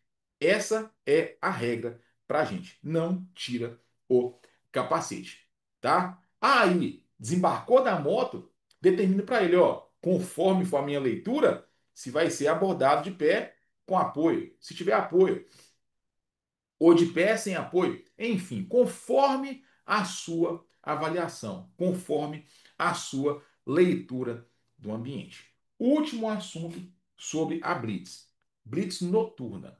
O ideal, o mundo perfeito, é que eu faça, que eu monte essa blitz em local bem iluminado, tá? Que forneça ali essa segurança na sua intervenção. Então, o manual fala que tem que ser montada preferencialmente nesse local, mas tem situação que não vai ter jeito, tá? É o único local que há para você fazer aquela blitz preventiva, tá? E a iluminação está prejudicada. Mas você pode usar ali alguns elementos para poder melhorar essa visualização. Você pode fazer algumas alterações ali. Usar cone, balizador, enfim, outros meios para sinalizar, para você ficar ostensivo ali naquele cenário. Esse trecho aqui é importante para a gente. Às vezes a gente não consegue entender o que o manual quis falar aqui. Fala assim, ó. Sistema luminoso tipo giroflex garante maior efetividade visual à distância, se as viaturas estiverem posicionadas longitudinalmente em relação à mão de direção e passagem de veículos. Logo, poderá haver adaptação do posicionamento transversal descrito nos croquis e a adoção de posição paralela ao meio-fio da rua, o que propiciará maior visibilidade ao dispositivo da operação. Deixa eu abrir uma tela branca aqui para desenhar isso para vocês. Isso aqui, ó.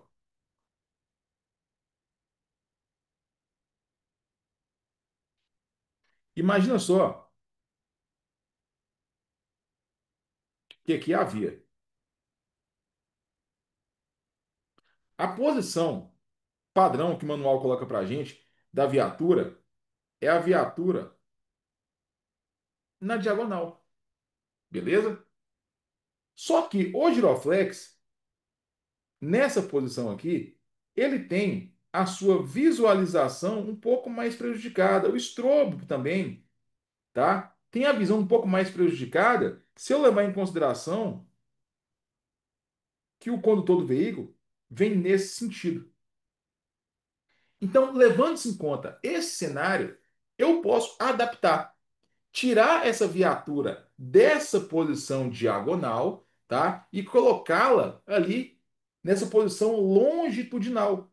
Ou seja, isso aqui, ó. Aqui tá a via, eu coloco a viatura dessa forma para o giroflex, ele garantir essa eficiência visual maior para que caso para o caso desse veículo que vem nesse sentido. Então, é isso que o manual quis dizer para a gente. Pode haver essa adaptação. Beleza? Deixa eu voltar aqui.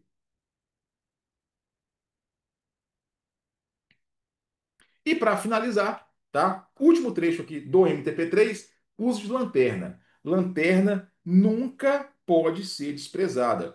A lanterna é um instrumento imprescindível. Aí eu faço um retorno ao MTP2, tá? Deixa eu falar de lanterna aqui. Quais são as principais utilidades da lanterna? Qual que é o mnemônico mesmo? Qual que é? Hum. Vão lembrar? Aí, ó, o Silva mandou. Ilu, ide, ao Fusca, sinaliza. Ah, que mnemônico ridículo, André. Eu sei que é ridículo, eu sei, tá? Porém, você vai lembrar. Iluminação de ambiente, identificação de pessoas ou objetos, auxílio na pontaria, ofuscamento e sinalização. São as principais utilidades da lanterna. Beleza? Você lembra disso aqui? Você não erra nenhuma questão. Então, o policial, ele pode fazer o uso de lanterna durante a blitz sem nenhum problema. Ele, inclusive, pode fazer o ofuscamento da visão no momento da abordagem, mas tem que evitar.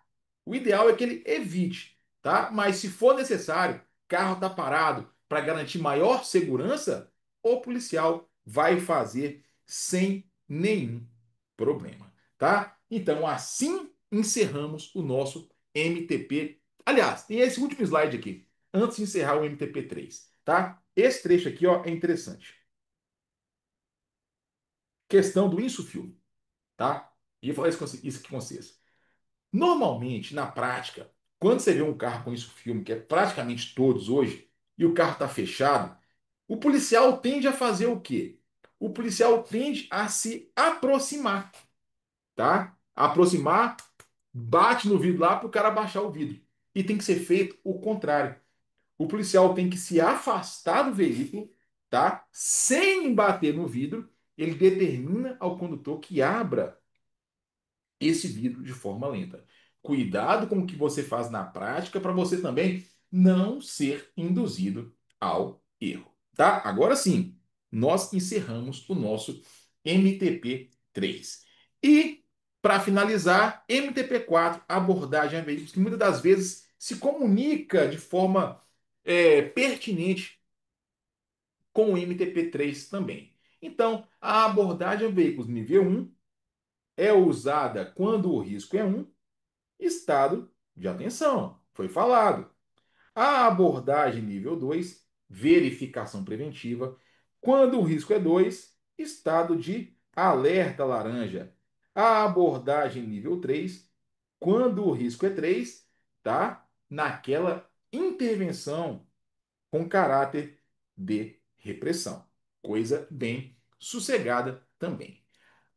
Área de abordagem a veículos é a questão clássica do MTP4. Eu tenho que saber essa área aqui de cor e salteado, tá? Área de contenção é o espaço de abrangência da minha ocorrência, ou seja, eu tenho que cuidar para que quem está aqui dentro não saia e para que quem está lá fora não entre. Área de segurança é aquele espaço que o policial tem domínio da situação. Área de risco, ao redor do veículo, todo esse espaço aqui, ó, é a área que o policial não domina a situação. Beleza? Área de alcance e área de aproximação. Quando eu falo de área de aproximação, cuidado. Hoje o conceito é uma faixa que tem a largura mais ou menos de um corpo humano e começa na altura do para-choque, seja do lado direito ou do lado esquerdo, e vai até antes do raio de abertura da porta dianteira, se não tiver ninguém atrás. Por quê? Se tiver alguém no banco de trás, esse espaço ele diminui. Ele vem até antes do raio de abertura da porta traseira. É o espaço que o policial tem que se colocar. Porque aqui o policial está mais tranquilo. Ele está em uma condição mais favorável. Diferente da área de alcance, que compreende o raio de abertura da porta, onde o policial está vulnerável e pode sofrer agressão com uma barra de ferro, uma chave de fenda, uma faca, enfim. Cuidado! Eles vão te falar na prova que o policial procura área de alcance e evita a área de aproximação. Enquanto, na verdade, é o contrário. Procura a aproximação e evita área de alcance, tá? E área de busca, onde o indivíduo vai sofrer a busca. E de custódia, onde ele aguarda ali a conferência da capivara dele. Enfim, esses conceitos vão aparecer em prova. Como aquela velha cara da prova do CRS, aquela velha característica, em que eles vão, ó, suprimir todos esses nomes. E vão colocar aqui letra A, B, C, D, E, F, G, para você completar essas lacunas. Beleza? Questão clássica de prova. Funções dentro da abordagem a veículos. Comandante mais antigo responsável, verbalizador, mantém essa comunicação. É uma função que não existia na Blitz. Por quê? Lá eu tenho o policial vistoriador que faz esse contato verbal. Mas aqui na abordagem a veículos, eu levo em consideração que eu abordo um veículo à distância. Então tem que ter alguém para fazer essa comunicação? Verbalizador. Vistoriador é o cara que faz a vistoria no veículo, tá? Vai verificar documento, buscar sinais veiculares, chassi, enfim. Vistoriador não é o cara que faz busca. Como eu disse, pode ser o mesmo policial, mas agindo em funções diferentes. Revistador, sim, é o cara que faz a busca pessoal veicular e segurança é o cara que mantém também a responsabilidade pela integridade física da equipe. Isso aqui se aplica tanto ao MTP3 quanto ao MTP4, questão de acúmulo de funções. Todos podem acumular duas ou mais funções, sem nenhum constrangimento, sem nenhum problema, tá? A situação para MTP4 determina, você mudou de função, sua função agora é essa. Alterna. Na blitz policial, não há esse dinamismo. Na blitz, por ser uma operação fixa, tá? O comandante define a função de cada um. Aqui não. Aqui a situação inicialmente pode ser definida, mas ela vai ser mais dinâmica e pode haver essa alteração. Táticas de abordagem a veículos. Aqui também eu peço a atenção de vocês. Existem três táticas. Posicionamento paralelo, que antigamente era chamada de tática de. Vamos lembrar? Antigamente era a tática de aproximação. Tá? Antigamente mudou, hoje é posicionamento paralelo. Posicionamento diagonal, antigamente era chamada de tática de viatura a 45 graus. E o cerco, bloqueio e interceptação mantém o nome. Bizu de prova, vai cair para você. Eu uso essas táticas aqui conforme o cenário, conforme o risco envolvido. Posicionamento paralelo eu uso quando o risco for um. Diagonal, quando o risco for 2 ou 3. E cerco e bloqueio para intervenções com risco nível 3. Isso é importante, é questão de prova. Marca esse slide aqui para você. Beleza? Continua. Então, postamento paralelo traz algumas orientações, já falei, para abordagens nível 1 com risco nível 1. Eu tenho o veículo abordado à minha frente, eu posiciono a minha viatura entre 3 a 5 metros de distância. Beleza? Isso aqui é orientação básica. Essa distância tem que ser observada. Dentre outras características da tática de posicionamento diagonal, tá? Uma das mais importantes para ela é que eu coloco a viatura como uma área de abrigo, tá? Ela fornece um abrigo melhor para mim. Então, ela é um facilitador muito grande. Nesse posicionamento diagonal, eu tenho algumas variações também. Quando eu tenho uma viatura, duas viaturas ou mais viaturas. Para todos os casos, a viatura principal chega, obedece o mesmo critério lá do posicionamento paralelo, de 3 a 5 metros. Veículo aqui, viatura aqui, espaço entre 3 a 5. Se chegar uma viatura na cobertura, mantém o mesmo procedimento.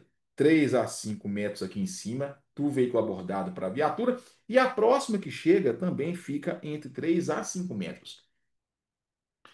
O detalhe importante é que quando chega mais viatura, elas não podem ficar embolando aqui. Uma vem para cá, não. O que na prática acontece, né? Ficam somente essas duas viaturas aqui e as próximas que chegam, elas vão fazer o quê? Fechamento de perímetro. Isolamento do perímetro, ou seja, fecha um quarteirão, fecha aquela via, fecha a outra via, para ter menos pessoas, menos veículos circulando ali, para justamente garantir essa segurança maior. Posicionamento de policiais. Isso aqui eu também aposto como uma questão certa para vocês. Posição um, em que eu tenho o policial posicionado do lado esquerdo, próximo ali ao bloco do motor. Posição 2, eu tenho o policial posicionado à retaguarda da viatura, próximo ao para-choque. Posição 3 é o cara que faz a segurança da retaguarda. E o posição 4 que pode fazer a segurança tanto do posição um do P1, quanto do P2. Aqui, ó. Nesse caso aqui, eu tenho dois P4. Um P4 apoia o P1, um P4 apoia o P2 e eu tenho dois P3. Um de um lado, um do outro, tá? Porque tem duas viaturas aqui. Vou abrir um parênteses. Não deixa de assistir a aula do curso completo em que eu falo das variações de posicionamento de policiais conforme efetivo e viaturas. Eu gastei mais ou menos uma meia hora, 40 minutos, para explicar aquilo. Anota aí para casa para você lembrar, tá? Porque lá eu mostro cada variação, quando um vai ser P1, quando um vai ser P2, quando um vai ser P3, quando um vai ser P4, por quê? E a forma de você entender isso dentro dos esquemas. É humanamente impossível explicar isso aqui no aulão, porque é um conteúdo muito extenso, com muitas minúcias. Para casa, não deixa de ver. Então, tá? Aqui, como eu disse, posição um, posição 2, posição 3, posição 4.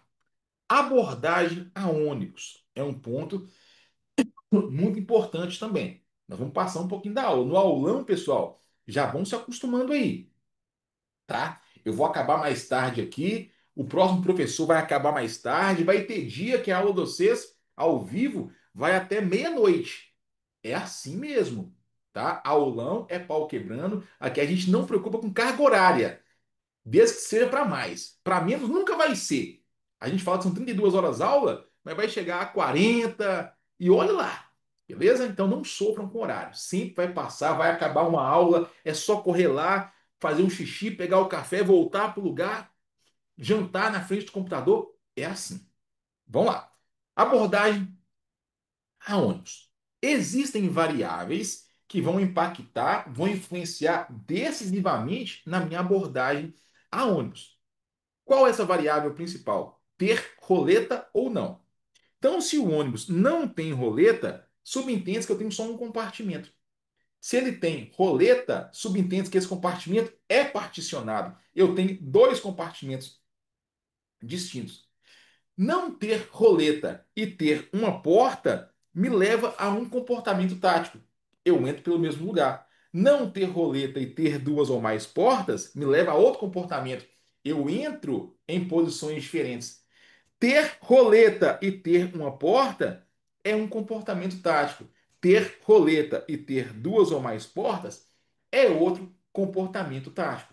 Então, bizu, tentem ver a aula completa de ônibus também, mas vou passar uns detalhes aqui importantes. Esse é o ônibus sem roleta com uma porta de acesso. Então, os policiais embarcam por essa única porta. Esse é o ônibus sem roleta com duas ou mais portas. Quando eu falo de ter duas ou mais portas, o manual coloca ali uma recomendação bem específica para a gente. Qual que é essa recomendação?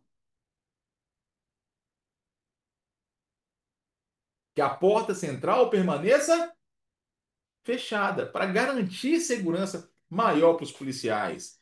Esse aqui é o ônibus com roleta e uma porta de acesso. E o ônibus com roleta com duas ou mais portas de acesso, tá? No curso completo, eu explico em forma de croquis também como cada policial se posiciona, como que ele entra, qual que é o critério que ele adota para fazer esse posicionamento, esse deslocamento dentro do ônibus. Também fica de para casa, é uma aula um pouco mais extensa, tá? Que demanda uma revisão mais aprofundada nesse trecho aqui. Abordagem a ônibus nível 3 é aquela ação mais complexa que tem um risco maior. Fica esperto. Por quê? Antigamente, até 2020, existia um cenário em que a viatura que abordava o ônibus ficava à frente do ônibus. Hoje isso não existe mais. Ela não fica à frente do ônibus. As viaturas ficam à retaguarda. Porém, a distância aqui não é mais aquela de 3 a 5 metros. Qual que é a distância mesmo? Questão de prova é essa, de 5 a 10, tá? Cuidado que eles vão querer falar que a distância também vai ser a mesma de 3 a 5 metros. Voltando aqui a esse veículo à frente. Qual que é o único caso? Para ônibus não existe mais não. Ó, tô riscando. Mas tem um caso que o MTP4 prevê que eu deixo a viatura à frente do veículo abordado. Qual que é mesmo?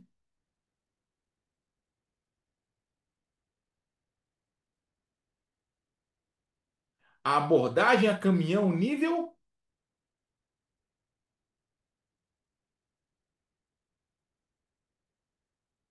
Abordagem a caminhão nível um. Beleza? É o único caso que eu deixo essa viatura posicionada à frente do veículo abordado. Outro caso não existe. Então, aqui eu já falei, ó, viatura de 5 a 10 metros, tá? Para fazer ali o procedimento. Então, isso aqui é importante para a gente. Ah, esse esquema de como é feita a abordagem é interessante também. Então, me posicionei, tá? Vou determinar que o motorista ele deixe a porta traseira aberta para eu limitar o desembarque dessas pessoas. Não mando desembarcar todo mundo ao mesmo tempo. Tem que desembarcar um de cada vez para eu manter esse controle visual. E como eu não sei quem que é a pessoa, a autora do crime ou suspeito, eu vou mandar todo mundo, todos, desembarcarem na posição de contenção 3 ou 4, ou seja, ajoelhado. Feito isso, os policiais que estavam do lado esquerdo, na posição um ou 4, tá? Qualquer um dos dois ali, ele vai contornar o ônibus, ó, pelo lado esquerdo, vai fazer a varredura visual dentro do ônibus, contornou, ele vai chegar até a porta dianteira e vai fazer aquela entrevista ali com o motorista. Vai verificar, obviamente, se não tem mais ninguém dentro do ônibus, faz a entrevista com o motorista, porque ele pode ser uma fonte de informações muito útil, tá? Cerco, bloqueio, interceptação. Nosso último assunto aqui. Também questão característica de prova.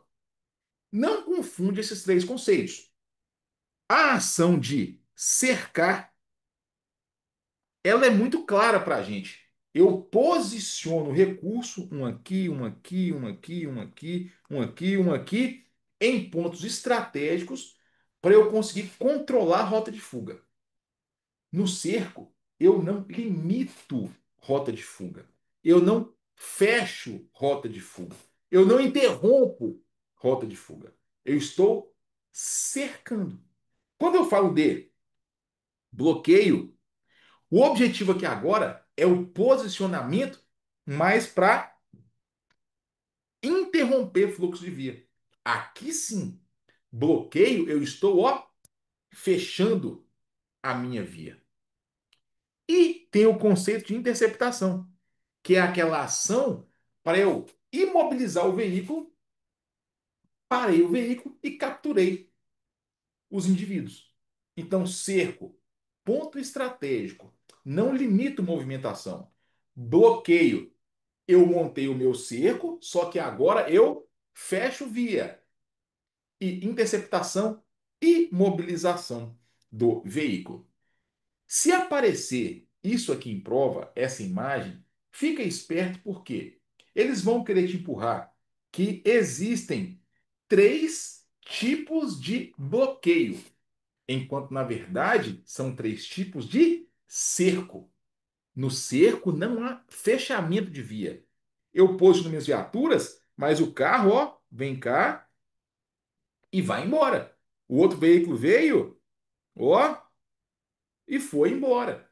Eu estou cercando. Esse é o cerco em forma de zigue-zague. Existe o cerco com o afunilamento paralelo. Eu eu fecho a via, uma das vias na verdade, né? Mas mantenho ainda o fluxo. Ou seja, eu fiz esse afunilamento de forma paralela à via. E existe o funilamento diagonal. O diagonal tem a mesma lógica, só que não fica paralelo à via. Esses três são dispositivos para cerco, não dispositivos para bloqueio. Isso é um bloqueio, em que eu estou fechando a via. Primeira barreira, cavalete. Depois eu tenho uma segunda barreira de cones. E de 100 a 200 metros, uma terceira barreira de viaturas. Percebe aqui que há uma diferença gritante também na posição dos policiais. No cerco, olha a imagem, eles estão atrás da viatura. No bloqueio, eles não estão atrás da viatura. Eles estão à margem da via. Por quê? Se aqui precisar efetuar disparo contra o veículo que deliberadamente atropelou o cone, passou o cavalete, vai bater na viatura, já efetuaram disparos? Os disparos aqui, eles vão seguir essa trajetória. Os daqui, essa trajetória. Por quê? Pode ter viatura no encalço. E, consequentemente, eu livro os policiais dessa viatura de um provável fogo amigo. Então, esse é um dos motivos pelos quais os policiais ficam à margem da via. Além do que, um cara que está em fuga, deliberadamente atropelou os cones, ele vai jogar essas viaturas para cima. E se os policiais estivessem posicionados aqui atrás delas, estava errado, ia dar problema, tá? Então, essa é a sistemática de bloqueio, diferente da sistemática de cerco de via, tá? Eu posso também instalar o limitador de fuga após a segunda barreira. E eu tenho que ter em mente que, nesse caso, com o limitador, o carro vai perder a direção, tá? Vai estourar o pneu dele, vai esvaziar o pneu. Perder o controle, pode capotar. Mais do que nunca, os policiais não podem estar atrás da viatura. Tem que buscar um abrigo, ó, fora dos limites da via, tá? Então, assim, meus amigos, conseguimos fazer uma revisão meticulosamente organizada aqui, ó, slide por slide, para não deixar vocês na mão em relação aos manuais. Como eu disse, é um assunto que eu demoro 20 horas, 25 horas para passar. E nós passamos em 1 hora e 50, praticamente 2 horas. Está disponível para vocês na pasta Materiais em PDF a minha aula 2, que eu trouxe as questões. Não deixem de fazer, façam as anotações, porque na nossa próxima aula nós vamos resolver e discutir essas questões. Aí eu pergunto: todo mundo vivo? Dominado? Deu para fluir legal com a aula? Então tá bom, pessoal. Fico feliz, tá? Qualquer dificuldade, se vocês fizeram anotação aí, agora pode mandar pro meu zap. Procura no aulão, vai com uma dica para vocês. Procura no aulão não interromper os professores na aula ao vivo. Sabe por quê? Porque o professor faz esse planejamento para cumprir. Aí, se você tem uma dúvida, pode ser que ele perca tempo na explicação e atrapalhe o andamento da aula. Então, você vai anotar a sua dúvida e vai mandar um zap para a gente, ou mandar para o professor para ele poder responder a sua dúvida. Porque aulão é momento de ficar com o olho de Mônica desse tamanho, anotando tudo que o professor fala. Tá? Então, meus amigos, faço votos de paz e prosperidade. Na sexta-feira nós nos encontramos para encerrar a nossa parte aqui no aulão, tá? Fiquem com Deus. Corre lá, toma um café e volta, porque já tem aula na sequência. Então, um abraço, até a próxima e fui. Valeu, pessoal!